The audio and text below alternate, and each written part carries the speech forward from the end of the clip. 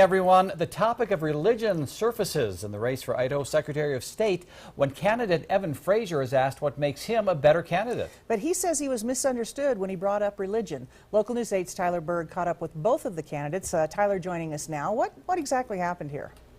Well, Frasure's initial response has been criticized by voters and an editorial. He has since responded again, saying he was misunderstood.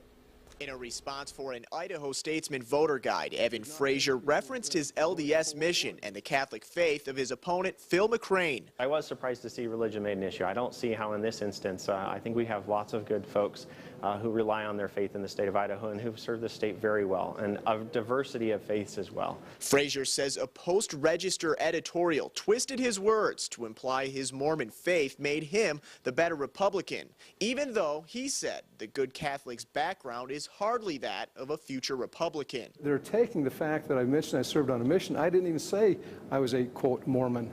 I just said I'd served a mission and that affected my political beliefs, and it did. Severely. Frasure says it's his New Zealand mission in the 1970s that made him a rock-solid conservative. That does impact my thinking. It influences my whole approach to government. I believe in limited government, and it's because of that experience in a socialist country we don't want to go there. That's the reason that came up. McCrane's Catholic faith also guides the decisions he makes, but he doesn't think religion needed to be brought into the race in the first place. You know, I have family from here in eastern Idaho, and we've always been very welcomed here, and so I was certainly surprised to see that made an issue at all in this race. Frasure says those faith-based comments were not meant to entice anyone to vote for him, and no offense was meant toward McCrane. My brother's Catholic. I roomed with a Catholic senator over in Boise. One of my political allies and mentors is Jim Risch, also a fellow Catholic. There is no slapping all. It was meant as a compliment. I think he is a good Catholic candidate, and there's not a thing wrong with that.